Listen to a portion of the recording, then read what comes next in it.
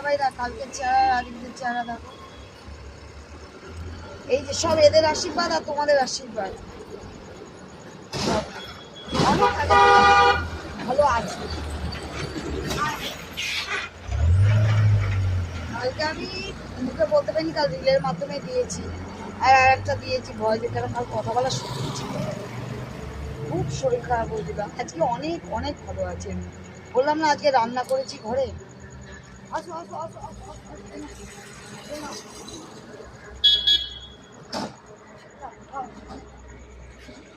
আচ্ছা কাল ওদের মাংস আনতে হবে কিন্তু।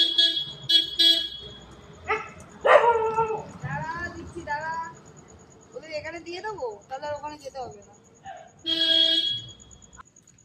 ওই দেখো না বাচ্চা হবে, বাচ্চাগুলো তো কোথায় যে মানে বড় হয় হুশ, আর মেন রোডের পথ তো না, মরে যায় বাচ্চাগুলো।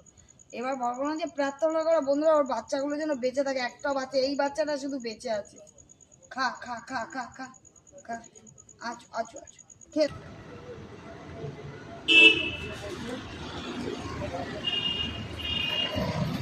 দাঁড়াও গাড়ি আসছে বাবা,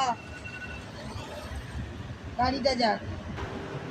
আজকে দেখো আমি নিজেকে দিয়ে বুঝতে পারছি, আমার তো দুবার বুকে লেগেছে, তো এই বুকে পাজরে মানে এই সরি একবার